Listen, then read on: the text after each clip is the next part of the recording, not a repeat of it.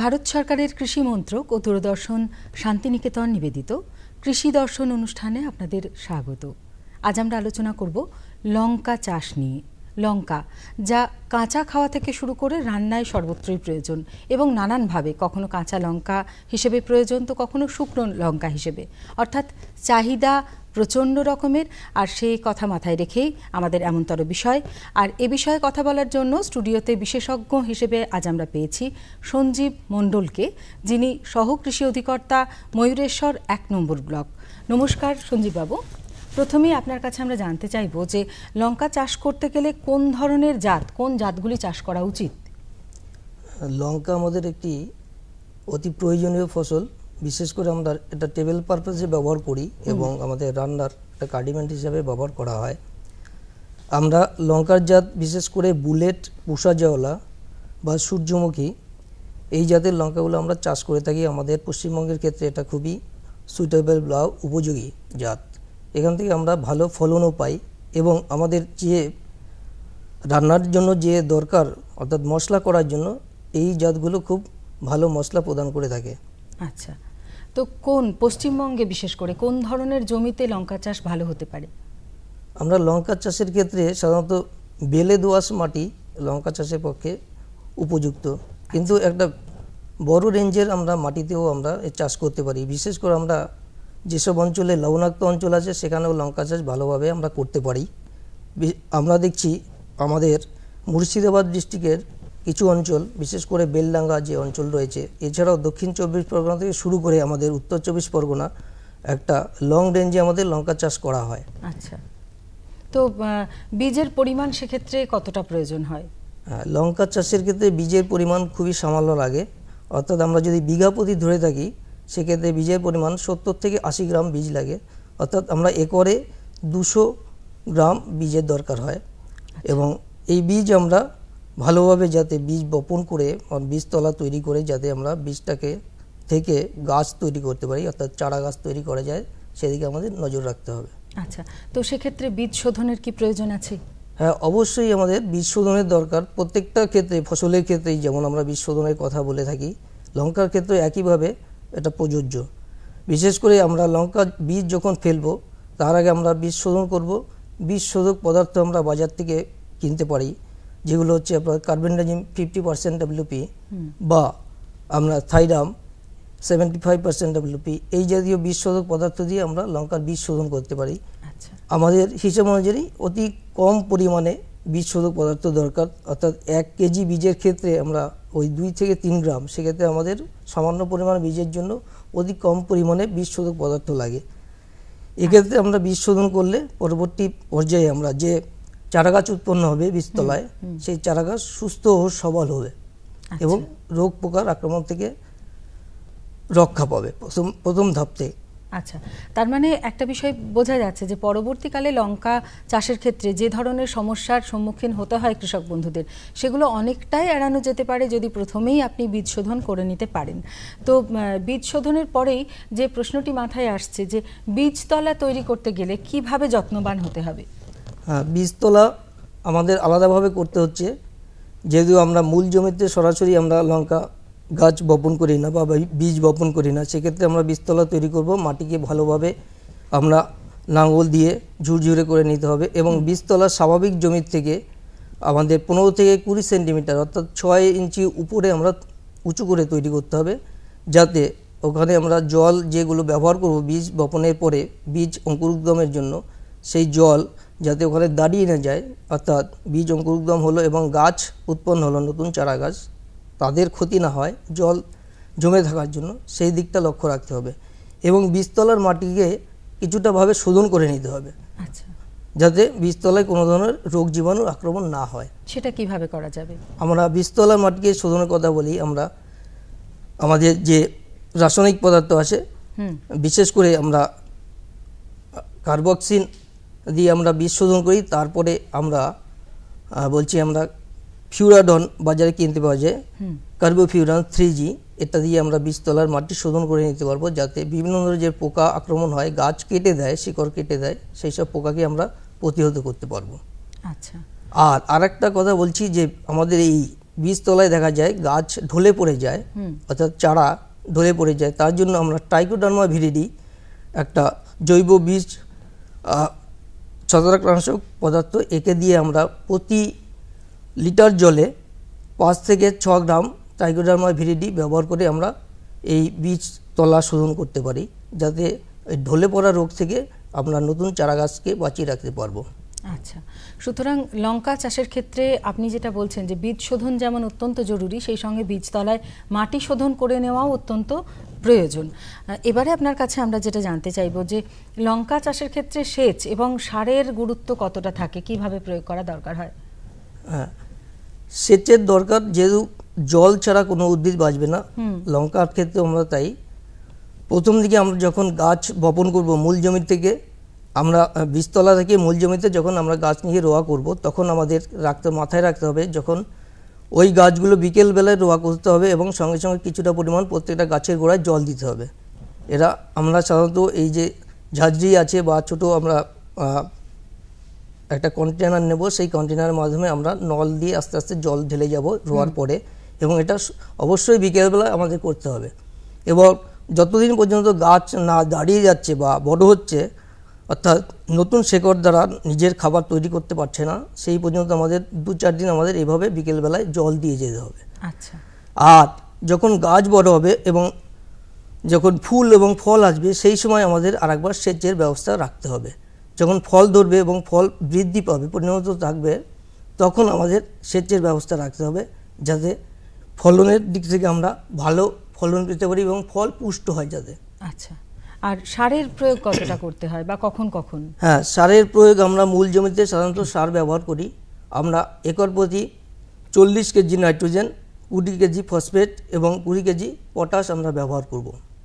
এবং এটা মূল জমিতে আমরা কি করব, যখন আমরা শেষ লাঙ্গলটি দেব, তখনই আমাদের মাটির সাথে মিশিয়ে নিতে হবে এই যে 3 প্রকার সার আমরা বললাম, সেই সারগুলোকে মাটির সাথে ভালোভাবে মিশিয়ে নিয়ে আমরা তারপরে আমাদের এই নতুন চারা গাছগুলো লাগিয়ে নেব। আচ্ছা, তো লঙ্কা চাষ করলে কৃষক বন্ধুদের যেটা লক্ষ্য করেন কৃষক বন্ধুরা, যে রোগ পোকার একটা সমস্যা কিন্তু থেকেই যায়, তো সেই রোগ পোকার বিষয়টি কি এবং প্রতিকার বা কিভাবে হতে পারে?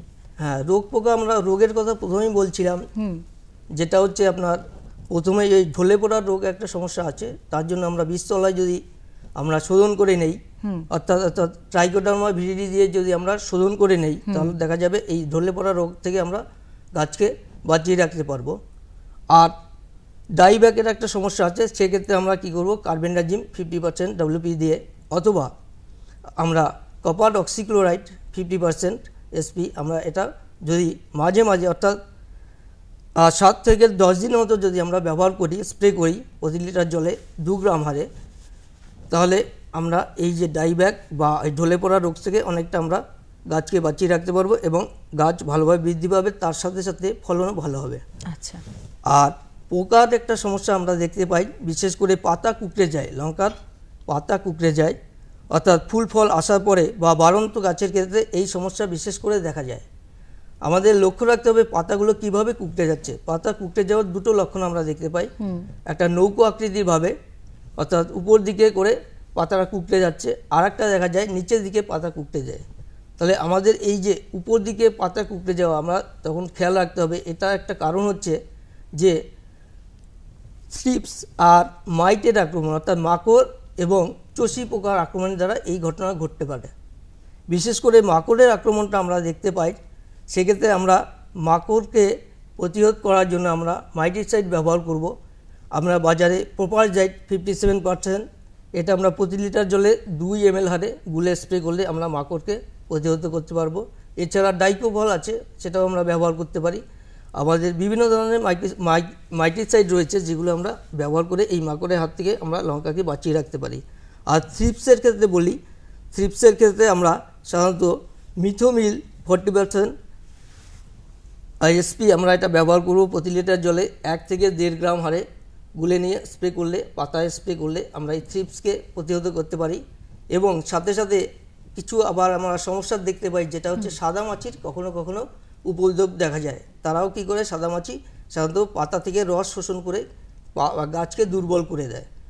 আমরা এই সাদা মাছিকে হ্যাঁ, ফলনও কম হবে। সাদামাছি দমন করার ক্ষেত্রে আমাদের মাথায় রাখতে হবে যে সাদামাছি যাতে আক্রমণ না করে, এবং সাদামাছি দমনের ক্ষেত্রে অ্যাসিটামাইপ্রিড আমরা প্রতি লিটার জলে 2 গ্রাম হারে গুলে স্প্রে করলে বা আমার নিম বেসড পেস্টিসাইড যদি আমরা ব্যবহার করি, তাহলে এই ধরনের পোকার সমস্যার হাত থেকে আমরা গাছকে বাঁচিয়ে রাখতে পারি এবং ফলন ভালো পেতে পারি। আচ্ছা, তো মোটামুটিভাবে রোগ এবং পোকা কি ধরনের দেখা যায় আমরা জানলাম, সেক্ষেত্রে কি করণীয় প্রতিকার করতে সেটাও আপনি জানিয়েছেন। আমরা এরপরে আপনার কাছে জানতে চাইবো সব মিলিয়ে লঙ্কা চাষিদের আর কোন কোন ক্ষেত্রে নজর রাখা উচিত ভালো লঙ্কার ফলন পাওয়ার জন্য। হ্যাঁ, আমরা লঙ্কা চাষি ভাইদের বলবো তারা লঙ্কা চাষ করার সময় প্রথম থেকেই আমাদের যেটা বীজ শোধনের কথা বারবার বলছি, কেন আমাদের এই লঙ্কার যে ডাইব্যাক আর ঢলে পড়ার যে উইল্টের যে রোগ রয়েছে, এটা বিশেষ করে আমাদের লঙ্কাকে ক্ষতি করে থাকে। পার্শিয়াল উইল্টটা আমরা প্রায় দেখতে পাই, আমরা মাঠে যখন যাই তখনই দেখি যে গাছের একটা সাইড থেকে গাছ আস্তে আস্তে শুকিয়ে মরে যাচ্ছে, বা কাণ্ডের আগা থেকে অর্থাৎ অগ্রভাগ থেকে সেখান থেকে পাতা শুকিয়ে শুকিয়ে মারা যায়। তাহলে এই সমস্যা যাতে না হয় তার জন্য প্রথমেই বীজ শোধন করতে হবে, এবং পরবর্তী যাবে আমরা বীজতলার মাটি শোধন করে নেব যাতে ওই গাছগুলো সুস্থ সবলভাবে বাড়তে পারে।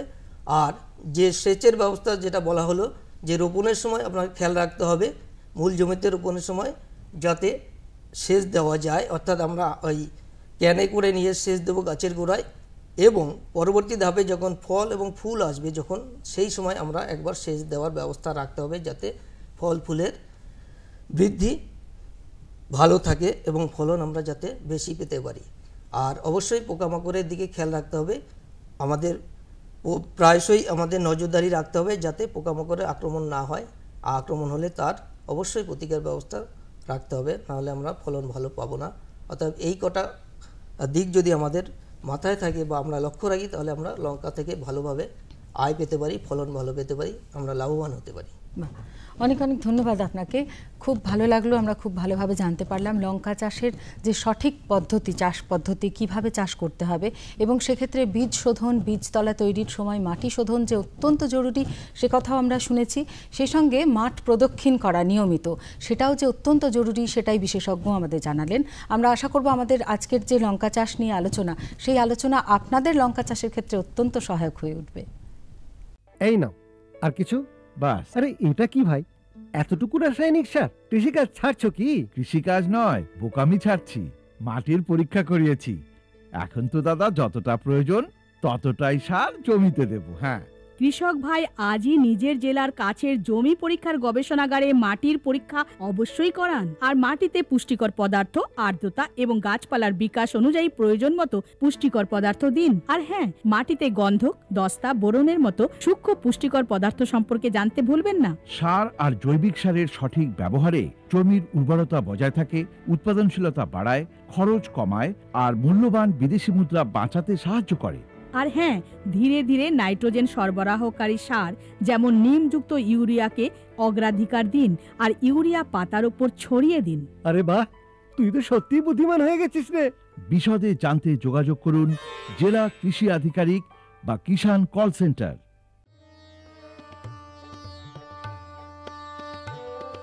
কৃষক স্তরে সহজ প্রক্রিয়ায় জৈব শস্য নিয়ন্ত্রক প্রস্তুতি। নিম বীজ নির্যাস NSKE 4% প্রস্তুতি। 400 গ্রাম শুষ্ক নিম বীজ দানার গুঁড়ো তৈরি করতে হবে। 40 গ্রাম গুঁড়ো পাতলা মসলিন কাপড়ে বেঁধে 1 লিটার পাত্রে 400 থেকে 500 মিলিলিটার জলে 12 থেকে 15 ঘন্টা ভিজিয়ে রাখতে হবে। মিশ্রণটি ভালো করে নেড়ে পরিশ্রুত করে জল মিশিয়ে মোট পরিমাণ 1.0 লিটার করতে হবে।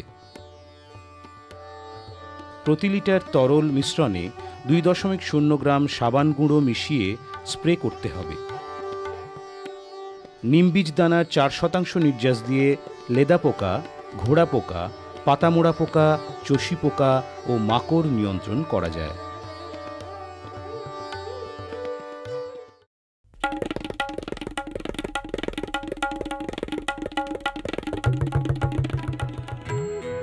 ওমা, আমি স্কুলে পড়তে যাচ্ছি। হ্যাঁ, স্কুল? বিয়ের সময় তুমি না বলেছিলে তুমি লেখাপড়া জানো? আরে মা, ফার্ম স্কুলে যাচ্ছি, চাষের বিষয়ে নতুন নতুন কথা শিখতে আপনিও চলুন ফার্ম স্কুল, যেখানে জমিতে ফসল বৃদ্ধির প্রত্যেকটি কথা চাষিদের শেখানো হয়, যেমন মাটির হিসেবে সঠিক সার, ভালো বীজ আর প্রয়োজন অনুযায়ী কীটনাশক। কেননা কম খরচে বেশি লাভ। আজ আমাদের আলোচ্য বিষয় সবুজ গোখাদ্য চাষ। মূলত দেখা যাচ্ছে যে গোচারণ ভূমি কমে যাওয়ার ফলে গরু মহিষের প্রতিপালনের ক্ষেত্রে নানান রকম অসুবিধার সৃষ্টি হয়েছে। তো সেক্ষেত্রে কিভাবে নিষ্কৃতি পাওয়া যেতে পারে, তাই আজ আমরা এই নিয়ে আলোচনা করব। আমার সঙ্গে এই মুহূর্তে উপস্থিত রয়েছেন ডক্টর মধুচন্দা খান, রথীন্দ্র কৃষি বিজ্ঞান কেন্দ্র, পল্লী শিক্ষা ভবন, বিশ্বভারতী। প্রথমে চলে যাচ্ছি তার কাছে, জানতে চাইব, নমস্কার, প্রথমে আপনার কাছে জানতে চাইব যে এই সবুজ গোখাদ্য আমরা কেন খাওয়াবো? দেখুন, বাংলায় একটা আমরা কথা বলি যে গরুর দুধমুখী, মানে আমরা কি খাওয়াচ্ছি তার উপরে নির্ভর করছে যে কতটা দুধ দেবে এবং কি খাবার খাওয়াচ্ছি, কোন খাবার খাওয়াচ্ছি, মানে তার পুষ্টিগুণ কতটা। সাধারণত গ্রামের দিকে আমরা দেখি যে গরু একটু বেশি খায় বলে খড় বিচুলি যে বেশি পরিমাণে খাওয়ানো হয়, এর পুষ্টিগুণ প্রায় নেই বললেই চলে। সেক্ষেত্রে আমার দুধের উৎপাদন ঠিকঠাকভাবে পাওয়ার জন্য এবং তার সাথে সাথে তার অন্যান্য শারীরবৃত্তীয় কাজ, যেমন ঠিক সময়ে বাচ্চা পেটে আসা বা ঠিক অন্যান্য সমস্ত তার বোথ প্রোডাক্টিভ অ্যান্ড রিপ্রোডাক্টিভ যে পারফরমেন্স ঠিকঠাকভাবে মেনটেন করার জন্য আমরা গোখাদ্য, সবুজ গোখাদ্য খাওয়ানোর ভূমিকা অত্যন্ত গুরুত্বপূর্ণ। শুধুমাত্র যে এর সাথে সাথে আরও অনেকগুলো কাজ আমরা এর সাহায্যে হয়, যেমন আমরা যখনই শুঁটি জাতীয় গোখাদ্য চাষ করছি তো তার ফলে কি হয় না, জমির উর্বরতা বৃদ্ধি পায়, ঠিক আছে। এছাড়া ভূমি ক্ষয় রোধ করে, মাটির পতিত জমি যেগুলো পড়ে আছে, সাধারণত কি হয় যে চাষিরা একটা কথা খুব বলে যে জমিতে আমি আমার উচ্চ ফলনশীল ধান হবে বা ভালো আমি যেখানে সবজি ফলাতে পারবো, তাতে আমি গরুর কেন করবো, করে আমার লাভটা কি হবে, আমার তার থেকে লাভ না পেলে আমি তো চাষ করব না। তো সেই দিকটা থেকে বলতে গেলে আমরা বলি যে যে সমস্ত জমিগুলো পতিত জমি, অনাবাদি হয়ে পড়ে রয়েছে, এমনও কিছু কিছু সবুজ ফডার রয়েছে যেগুলো আমরা সেই জমিতে চাষ করতে পারি। তাতে কি হলো যে আমরা চাষ করার জমিতে হাত না দিয়েও অনাবাদি পতিত জমিগুলোর উর্বরতা বৃদ্ধি পাচ্ছে এবং সেগুলোকে আমরা তার উৎপাদনের কাজে ব্যবহার করতে পারছি, সাথে সাথে তার কিছু আর্থিক লাভ হচ্ছে এই ঘটনাটা। তাছাড়া আমরা হিসেব করে দেখা যায় যে আমরা যদি একটা কিছু ধরুন 10 কাঠা বা 5 কাঠা জমিতে আমি যদি গোখাদ্য চাষ করে থাকি, যদি হিসেব করে দেখি সেটা খাইয়ে একটা মানে শঙ্কর গাভীর কাছ থেকে বা আমরা যে দুধ পাই তার থেকে যে উৎপাদন ওই জমিতে চাষ করলে কিন্তু তার থেকে কমই হয়। অতএব সেদিক থেকে বিচার করে দেখতে গেলেও সবুজ গোখাদ্য চাষের ভূমিকা অনস্বীকার্য। আরও একটা কথা, আজকের দিনে যেখানে জনসংখ্যা দ্রুত গতিতে বাড়ছে, ঠিক আছে, সাথে সাথে যে সমস্ত দানা শস্য খাদ্য যেগুলো আমরা ব্যবহার করি, যেমন ধরুন গম, ভুট্টা, জোয়ার, এই সমস্তগুলো, এগুলো মানুষেরও খাবার হিসেবে আমরা এগুলো পাই, আবার এগুলো গরু মহিষ প্রাণীদের খাবারের জন্য এগুলো ব্যবহার হয়ে থাকে। তো সেক্ষেত্রে খাবারের মানে খাদ্যের উপাদান নিয়ে মানুষ এবং পশুর মধ্যে একটা প্রতিযোগিতা সৃষ্টি হয়েছে। সেক্ষেত্রে মানুষ তার নিজের খাবারটুকু তার পোষা জন্তুকে থোড়াই দেবে না, তো সেইটা সেদিক দিয়ে বিচার করতে গেলেও আমরা যদি ফডার চাষ করি, মানে গোখাদ্য চাষ করি, তো এই সমস্যাটা থেকেও আমরা অনেকখানি বেরিয়ে আসতে পারি। তাছাড়া আরেকটা জিনিস খেয়াল করার বিষয়, মিশ্র চাষ পদ্ধতি, যেটা আমরা বলছি ফুড ফডার ইন্টারক্রপিং করা হচ্ছে। একটা চাষের জমি যেখানে আমি একটা খরিফ মরশুমে আমি একটা উচ্চ ফলনশীল ধান চাষ করলাম, ঠিক আছে, সেটাই আবার তার আগের সিজনে আমি সেখানে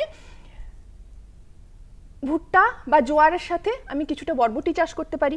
কাউপি আমরা ইউজ করে থাকি শুটি জাতীয় ফডার হিসেবে, এবং তারপরে আবার সেটাই আমরা রবি সিজনে তার সাথে আমরা সর্ষের সাথে ইন্টারক্রপিং হিসেবে বারসিম শুটি জাতীয় গোখাদ্য হিসেবে ব্যবহার করতে পারি। এতে যেমন তার গরুর খাবারও পাওয়া যাচ্ছে, সাথে সাথে কিন্তু তার জমিরও ঠিকঠাকভাবে আমরা তিনি ব্যবহার করতে পারছেন। এই জন্যই বলতে পারি যে আমরা সবুজ গোখাদ্য চাষ করব। আচ্ছা, তো কি ধরনের সবুজ গোখাদ্য হয়ে থাকে? সবুজ গোখাদ্য সেইভাবে ভাগ করতে গেলে আমরা সাধারণত দুই ধরনের দেখি, একটা হচ্ছে সিম্বগোত্রীয় মানে শুটি জাতীয়, আর একটা হচ্ছে ঘাস জাতীয়। শুটি জাতীয়গুলোর মধ্যে পড়ছে ধরুন বারসিম, যেটা আমরা সাধারণত রবি সিজনে করে থাকি। নভেম্বর থেকে ডিসেম্বর মাসে তার বীজ বোনা শুরু হয়ে থাকে। আর এছাড়াও রয়েছে যেমন লুসার্ন রয়েছে, আর কিছু আছে যেমন খারিফ মরশুমে করা হয়ে থাকে, যেমন খারিফ মরশুমে যেমন কাউপি বললাম, কাউপি করা হয়ে থাকে, জোয়ার করতে পারি আমরা। আবার শীতকালে আমরা ওট এই জাতীয়গুলো ওটের চাষ করতে পারি। তো এই দিক দিয়ে এছাড়াও রয়েছে আরও কিছু যেগুলো হচ্ছে আমরা সারা বছর কেন একবার লাগালে আমরা 2-3 বছর থেকে মানে বহুদিন পর্যন্ত আমরা তার কেটে কেটে মাঝে মাঝে খাওয়াতে পারি। যেমন এখন আমরা বলি ফেব্রুয়ারির পরই হাইব্রিড নেপিয়ার মানে শঙ্কর নেপিয়ার গাছ ফডার চাষ করার জন্য। আচ্ছা, ওইগুলো কি মানে থেকেই যায় না, ওগুলো আবার তুলে আবার লাগাতে হয়? না, আমরা যখন শঙ্কর নেপিয়ার এগুলোর ক্ষেত্রে আমরা বলি কাণ্ডকে টুকরো টুকরো করে, যেটা কাটিং বলা হয় আর কি। তো কাটিং লাগানোর জমিতে লাগাতে বলি, তো সেক্ষেত্রে প্রায় 1 একর জমিতে 4,500 থেকে 5,000 কাটিং লাগানো যেতে পারে। তো এইটা লাগানোর ফলে কি হয় যে 3-4 বছর চাষি কেটে কেটে তার থেকে মাঝে মাঝে কেটে সেটাকে খাওয়ার হিসেবে ব্যবহার করতে পারে। আর প্রতিবার খাওয়ানোর একটা এবং এটা অত্যন্ত পুষ্টিকর, বিশেষ করে গবাদি পশুর ক্ষেত্রে আমরা দেখেছি যে এই ফডারের চাষটি অত্যন্ত পুষ্টিকর এবং যেহেতু দীর্ঘমেয়াদী তাই মূলধন ব্যয় ব্যাপারটাও খুব কম হয়। আচ্ছা, তো দোআঁশ মাটিতে লাগালে ভালো ফল পেতে পারি। যদি সেচের ব্যবস্থাটা দেখতে হবে যে জল যদি মাটিতে কিভাবে লাগানোর সময় কি কি ব্যবস্থা মানে পরিচর্যাগত কথার দিক থেকে ফডার চাষের ক্ষেত্রে যেখানে আমরা বলছি অনাবাদি বা পতিত জমিতে চাষ করছি সেখানে পরিচর্যা খুব সামান্য, ঠিক আছে, কিন্তু যদি কিছু আমরা পরিচর্যা করি, পরিচর্যা বলতে জমিতে লাঙ্গল দেওয়া বা মই দিয়ে জমি এবং ঠিকঠাক লাগানোর আগে যাতে জল আসে জমিতে সেচের ব্যবস্থা করা এবং কিছু ফার্টিলাইজার বা সার যদি ব্যবহার করতে পারি যেমন গোবর সার কিংবা সুপার ফসফেট যেগুলো ব্যবহার করে থাকি, এগুলো ব্যবহার করলে ফলন আরও ভালো হয়, ঠিক আছে। তো সদ্য আমরা যেটা বলতে পারি এই মুহূর্তে যে শঙ্কর নেপিয়ার এই ফেব্রুয়ারির শেষের দিকে লাগালে মোটামুটি দোআঁশ জমিতে লাগাতে হয় এবং সেচের যদি জমিতে জল না থাকে সেক্ষেত্রে জমিতে সেচ দিয়ে জলের ব্যবস্থা করা এবং কাটিং আক্রমণ খুব কম এই ক্ষেত্রে। তো আর সেক্ষেত্রেও মানে মোটামুটি আমরা লাইন সোয়িং করতে যদি বলি সেক্ষেত্রে দুটো কাটিং এর মধ্যে প্রায় 3 ফুটের মতো দূরত্ব রেখে এবং দুটো লাইনের মধ্যে 3 ফুটের মতো দূরত্ব রেখে যদি লাগাই এবং এক একটি জমিতে আমি বললাম যে প্রায় 1 একর জমিতে আমরা 4,500 থেকে 5,000 কাটিং লাগাতে পারি, লাগানো হয়ে থাকে এবং আমরা সাধারণত দেখি 2 থেকে 3 মাসের মাথাতে প্রথমবার কাটা ব্যবহার করতে পারি এবং তারপর এবং কাটার সময় 6 থেকে 8 ইঞ্চি রেখে তার উপরে কাটিং দিতে বলি এবং প্রতিবার কাটার পরে আমরা বলি সেই সময়ে কিছুটা চাপান দিতে, চাপান মানে ইউরিয়া সার দিয়ে তারপরে লাগালে তারপরে পরবর্তী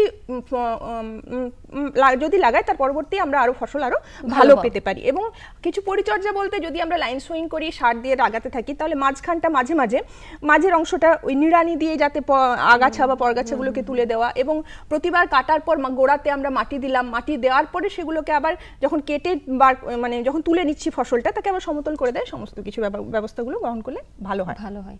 আচ্ছা, এই সবুজ গোখাদ্য প্রাণীদের খাওয়ানোর পরে মানে কোনো রকম সমস্যা হতে পারে না? সবুজ গোখাদ্য প্রাণীদের খাওয়ানোর সময় সমস্যা কিছু না, সাধারণভাবে দেখতে পাওয়া যায় যে সমস্ত প্রাণী খড় বা বিচুলি খেতে চাইছে না তারা এই খাদ্যটা এই গোখাদ্য খেতে পছন্দ করে, কিন্তু কিছু রয়েছে যেমন ধরুন শুঁটি জাতীয় যে ফসলগুলো আমরা বলছি যেমন বার্সিম আছে, রাইস বিন রয়েছে, এগুলো লুসান রয়েছে, এগুলোর পুষ্টিমূল্য অত্যন্ত বেশি, ঠিক আছে, এগুলো প্রোটিন জাতীয় হিসেব অনুযায়ী আমরা যদি গোখাদ্যকে ভাগ করি তাহলে দেখা যায় কিছু আছে যাতে আমিষের পরিমাণ বেশি কি 12 থেকে 20%, যেমন তার মধ্যে পড়ছে আপনার গাইমুগ রাইস বিন রয়েছে, কাউপি রয়েছে, বার্সিম রয়েছে এইগুলো, আবার কিছু আছে যেগুলোতে 8 থেকে 11% মতো রয়েছে যেমন ওট লাগাই আমরা, তাছাড়া জোয়ার রয়েছে, প্যারাগ্রাস রয়েছে এই ধরনেরগুলো এবং তা একবারেই কম যেমন দুর্বা ঘাস যেটা 8% কম আমিষের পরিমাণ রয়েছে। তাহলে যে সমস্ত সবুজ গোখাদ্যগুলিতে শুঁটি জাতীয় আমরা বলছি যাতে প্রোটিনের পরিমাণ খুব বেশি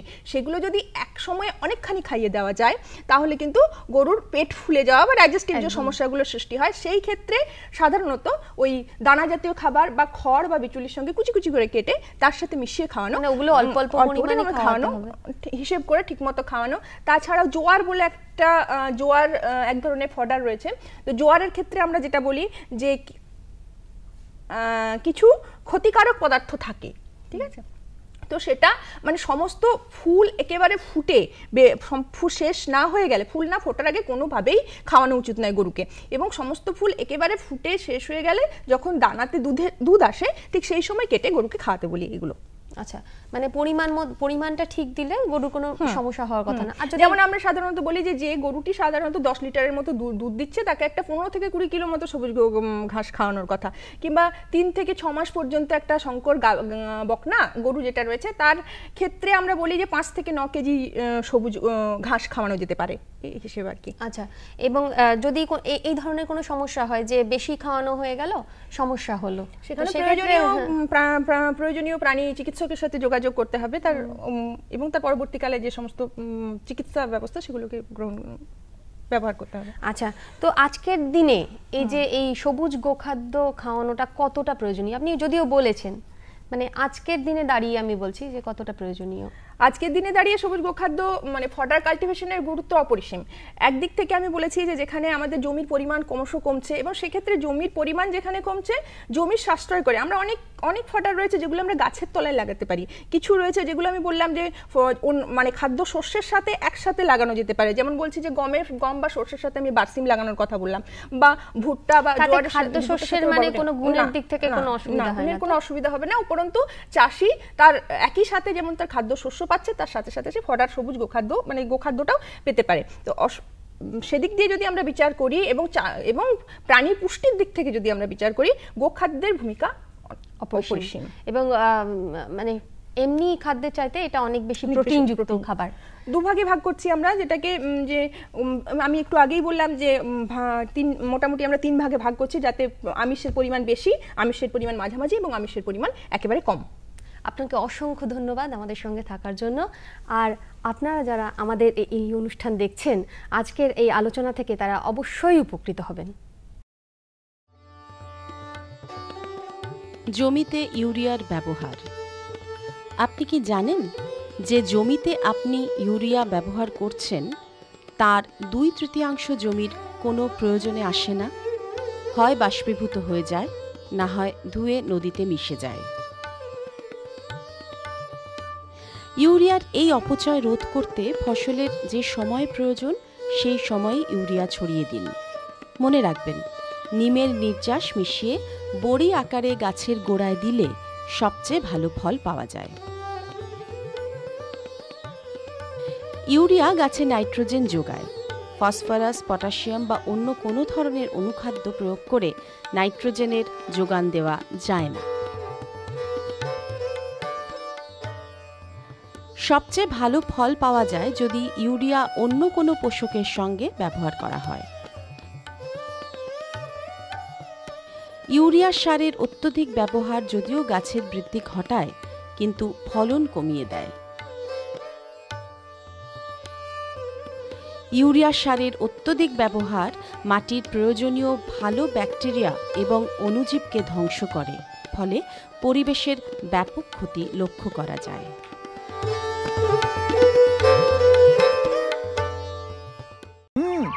হ্যাঁ, কি করি? হ্যাঁ, ঠিক এরকমই হবে। এক মিনিট, এই শোনো, আসছি আমি। হ্যাঁ, ঠিক। হ্যাঁ, ঠিক আছে একদম। হ্যাঁ, ঠিক আছে। আচ্ছা। কার সঙ্গে কথা বলছিলে এত হেসে হেসে? আরে বাবা, কিষান কল সেন্টার, বিশেষজ্ঞের সাথে চাষের ব্যাপারেই কথা বলছিলাম। সকালেও দুপুরেও? আরে বাবা, কিষান কল সেন্টার তো সকাল 6টা থেকে রাত 10টা অবধি খোলা। রোববারেও? হ্যাঁ গো, বছরে 365 দিন। এত ফোনের বিল কে দেবে? আরে বাবা, কিষান কল সেন্টারের পরিষেবা সম্পূর্ণ বিনামূল্যে। কিন্তু তুমি এগুলো জিজ্ঞেস করছো কেন? আমি তো অন্য কিছু ভাবছিলাম। কৃষক ভাইরা কৃষিকাজ সংক্রান্ত সমস্যার নিজের ভাষায় তাড়াতাড়ি সমাধানের জন্য ভারতের যে কোনো ফোন থেকে রাষ্ট্রীয় হেল্পলাইন নম্বর 1800-180-1551 যোগাযোগ করুন। কৃষকের বন্ধু, কৃষকের কল সেন্টার। কেমন লাগছে আমাদের অনুষ্ঠান? আমাদের চিঠি লিখে জানান। চিঠি লেখার ঠিকানা কৃষি দর্শন, অধিকর্তা দূরদর্শন কেন্দ্র, শান্তিনিকেতন, শান্তিনিকেতন, সূচক 731235।